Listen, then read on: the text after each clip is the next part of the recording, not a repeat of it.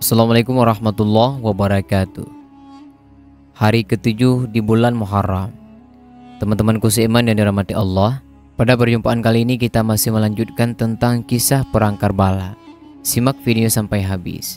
Di hari ketujuh pada bulan Muharram, imam dan para pengikutnya secara total dikurung agar tidak mendapatkan air, sehingga kerongkongan mereka serasa terbakar karena dahaga. Dalam kondisi demikian teman-teman, Imam Husain alaihissalam meminta agar Abbas mengambil beberapa kantong air untuk anak-anak dan para wanita. Abbas bersama 20 orang pengikut imam masing-masing membawa kantong air. Pada tengah malam teman-teman, mereka bergerak ke arah sungai Efrat. Abbas berada di tengah rombongan dan ke-20 orang berada di sekitar Abbas untuk melindungi kantong airnya. Sementara Nafi' bin Hilal Jamali membawa panji perang. Para pengawal Ibnu Ziyad yang berjaga di tebing sungai bertanya, "Siapa kalian?" Seorang sahabat imam berkata, "Kami datang untuk minum air." Tentara Ziyad menjawab, "Minumlah air sebanyak yang kau inginkan, tetapi jangan membawakannya untuk Husain." Kemudian Nafi menjawab, "Demi Allah, aku tidak akan minum walaupun setetes pun dari air ini, sementara di sana Husain dan keluarganya tengah kehausan." Lalu dia meminta para tentara untuk pergi menyingkir dari sungai itu, dan mereka pun mengambil air di sungai Efrat. Beberapa di antara mereka mengisi kantong air, sementara yang lainnya berjaga. Mereka pun bisa mendapatkan air dan kembali ke kemah. Namun beberapa kantong air tidaklah mencukupi untuk semua penghuni kemah yang terdiri dari para lelaki, wanita, dan anak-anak, juga untuk kuda dan binatang yang lainnya. Kemudian di hari ke-8 Muharram, Imam Husain alaihissalam mengirim Ibnu Qurdah Ansari menemui Umar bin Sa'ad untuk meminta diadakan pertemuan antara dua kubu. Umar pun menyetujuinya, dan masing-masing dari mereka datang dengan 20 orang pengawal. Imam Husain alaihissalam berkata kepada para pengikutnya untuk menunggu di belakang, kecuali saudaranya Abbas dan putranya yang bernama Ali.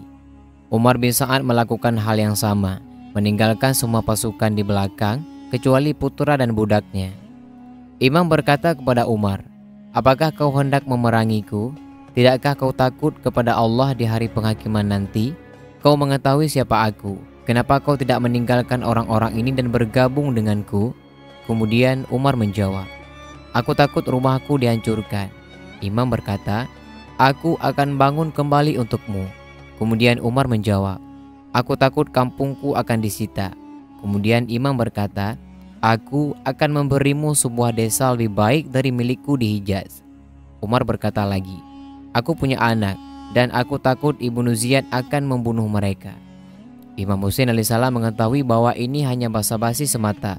Ia berkata kepada Umar, "Allah akan menyuruh seseorang untuk membunuhmu di tempat tidurmu, dan kau tidak akan mendapatkan sesuatu walaupun segenggam gandum Irak." Kemudian Umar menyindir, "Sebiji gandum saja sudah cukup untukku." Umar bin Sa'ad mengirim surat kepada Ibnu Ziyad. Di dalamnya ia mengklaim Husain setuju untuk kembali pulang atau memilih tempat lain di kemah pasukan dan berlaku seperti kaum muslim yang lain, ataupun datang kepada pemimpin kaum muslim yaitu Yazid dan menaruh tangannya pada tangan Yazid, sehingga orang-orang dapat melihat apa yang mereka lakukan satu sama lain. Ia menambahkan, "Itu adalah solusi yang terbaik untuk kau dan untuk seluruh bangsa." Ibnu Ziyad mengumpulkan penasehatnya dan berkata, "Ini bukanlah ide yang jelek." Shimir menyela Ziyad, "Tidak, ini tidak akan terjadi. Jika kau tidak mendapatkan Husain sekarang, kau tidak akan bisa mendapatkannya lagi. Ia sekarang dalam posisi lemah dan kau dalam posisi yang kuat."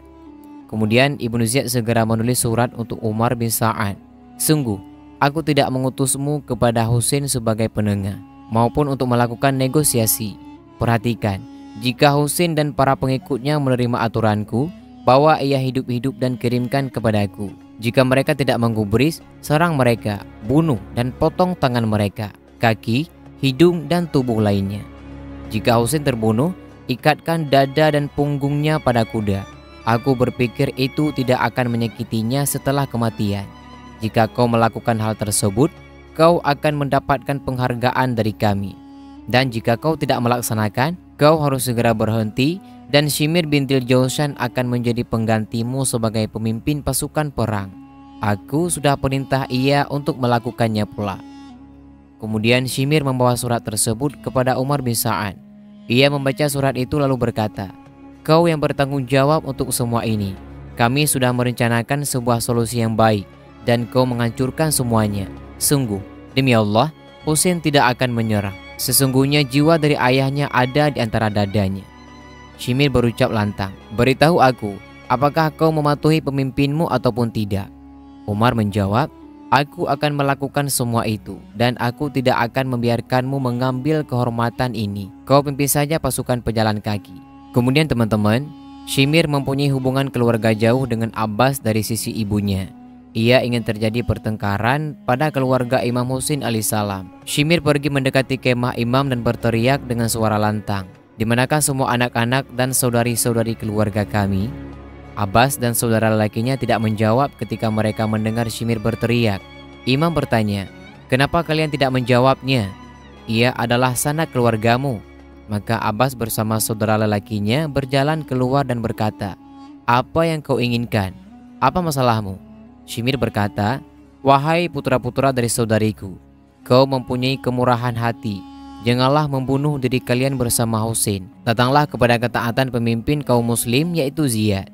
Abbas menyergah, semoga Allah Subhanahu wa taala mengutukmu dan juga kemurahan hatimu itu. Kau memberi kami kemurahan hati, namun kau tidak memberi kemurahan hati kepada cucu Rasulullah, dan kau meminta kami untuk taat mengikuti orang-orang yang dikutuk. Mereka adalah putra-putra dari orang-orang yang terkutuk. Kemudian Abbas meninggalkan Shimir dan kembali ke tenda. Ketika Abbas kembali teman-teman, Zuhair menemuinya sambil berkata, aku bermaksud menceritakan kepadamu sebuah cerita. Ketika ayahmu ingin menikah, ia pergi menemui saudaranya Aqil untuk mencarikannya seorang perempuan dari suku yang pemberani. Ia ingin memiliki seorang anak yang pemberani. Kau telah membuktikannya hari ini dengan membantu saudaramu. Kemudian Abbas menjawab, apakah kau berusaha untuk memanas-manasiku hari ini dan seluruh hari? Allah mengetahui apa yang akan kulakukan hari ini untuk membantu saudariku, imamku. Kemudian Habib bin Muzahir Asadi meminta izin dari imam untuk pergi menemui sukunya, yaitu Banu Asad. Imam Husain alaihissalam memberinya izin.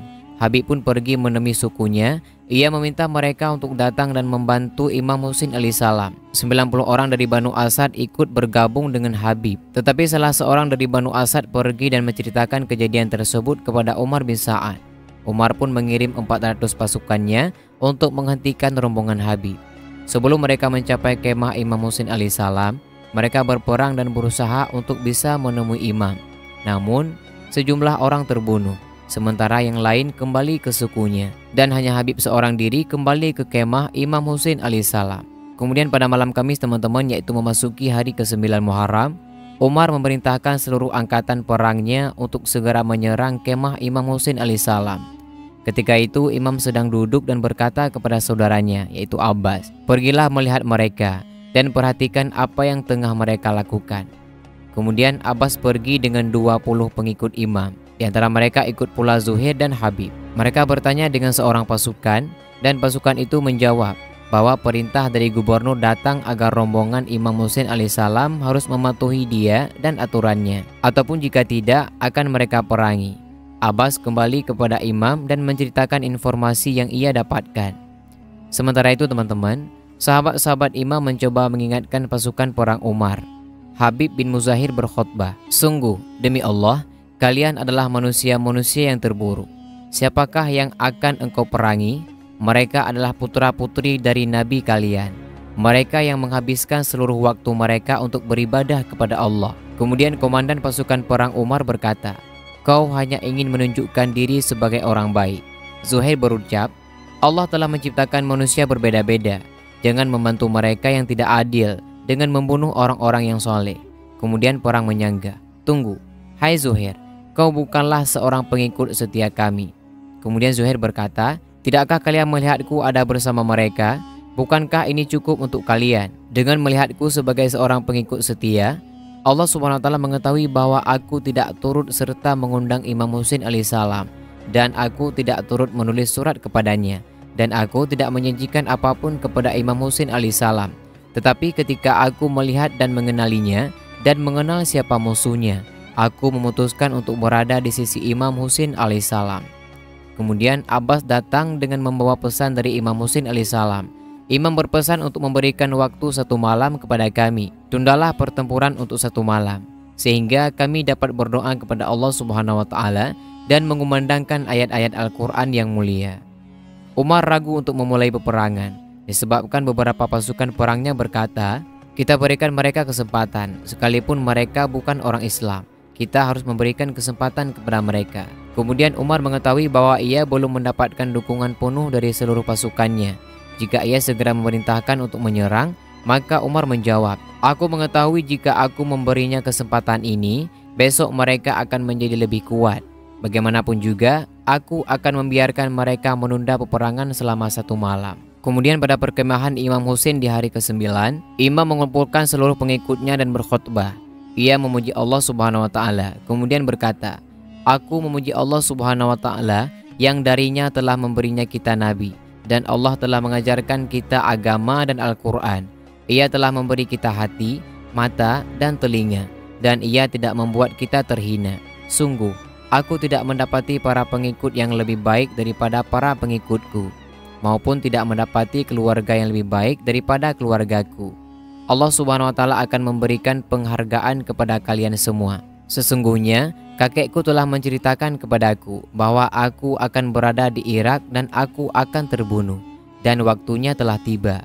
Sungguh, aku berpikir besok akan menjadi hari yang menentukan dengan orang-orang ini. Aku mengizinkan kalian semua untuk membiarkan aku sendirian di sini dan meneruskan perjalanan kalian. Pada malam ini, masing-masing dari kalian boleh mengambil unta dan kuda kalian, lalu kembali pulang. Kalian pun boleh membawa salah satu dari keluargaku untuk kembali pulang, ataupun kalian boleh menyebar di berbagai kota dan desa. Tentu saja, hanya aku yang mereka inginkan. Ketika mereka mendapatkanku, mereka akan menghentikan perlakuan buruk ini terhadap yang lainnya." Setelah khutbah ini teman-teman, saudara laki-laki, anak-anak dan keluarga Imam berkata, "Kami tidak akan pernah meninggalkan engkau. Kami tidak ingin hidup setelah engkau tiada, dan kami tidak ingin melihat hari itu." Imam memalingkan wajahnya kepada putra Aqil dan berkata, "Adalah cukup bagi engkau dengan terbunuhnya ayahmu. Kau boleh pergi." Putra Aqil berkata, "Dengan wajah apa kami akan menghadapi orang-orang dan berkata kepada mereka, kami telah meninggalkan pembimbing kami yang terbaik untuk keluarga kami, dan kami tidak membantunya ketika ia memerlukan bantuan kami? Sungguh, kami akan tetap di sini untuk mengorbankan diri kami untuk engkau. Hidup setelah engkau adalah hidup yang terburuk." Kemudian Ibnu Auzajah berkata, "Jika kami meninggalkan engkau sendirian, jawaban apa yang akan kami sampaikan kepada Allah? Aku bersumpah demi Allah, aku tidak akan meninggalkan mereka sampai aku tancapkan tombakku ke dada mereka dan menghadapi mereka dengan pedangku. Jika pedangku sudah tidak ada, aku akan melemparkan batu kepada mereka hingga aku mati bersamamu." Kemudian Sa'id bin Abdullah berkata, "Kami tidak akan meninggalkan engkau sampai dapat membuktikan bahwa kami sudah menghormati Rasulullah SAW dengan penghormatan kepadamu. Demi Allah, jika aku mati dan kembali hidup lagi, kemudian ku dibakar dan kembali hidup lagi hingga 70 kali, aku tidak akan meninggalkan engkau hingga aku mati untukmu." Kemudian Zuhair bin Kin berucap, "Aku ingin dibunuh di jalanmu, dan jika kembali lagi hidup kemudian dibunuh hingga 1000 kali, aku akan tetap melindungimu." Kemudian setelah yang lain berkata hal yang serupa, Imam berkata, "Jazakumullah khair. Semoga Allah memberi penghargaan kepadamu dengan baik." Dan melanjutkan kembali, "Aku akan dibunuh esok hari, dan kalian semua juga akan terbunuh. Tak seorang pun dari kalian yang tertinggal, kecuali putraku yaitu Ali Sajjad ataupun Ali Zainal Abidin alaihissalam." Saat mereka mendengar bahwa hanya Ali Sajjad alaihissalam yang terlepas dari pembantaian, mereka semua menjerit dalam satu suara, "Segala pujian bagi Allah. Pujian Allah kepada kami atas pengabdian kami dalam membantumu, dan penghormatan kami bagi yang mati bersamamu." Kemudian setelah orang-orang menjadi tenang, Imam berkata dengan tenang, berita gembiranya adalah surga. Untuk kisah selanjutnya di malam ke-10 pada bulan Muharram, kita akan lanjutkan di video yang mendatang. Terima kasih yang sudah menonton. Wabillahi taufik wal hidayah. Wassalamualaikum warahmatullahi wabarakatuh.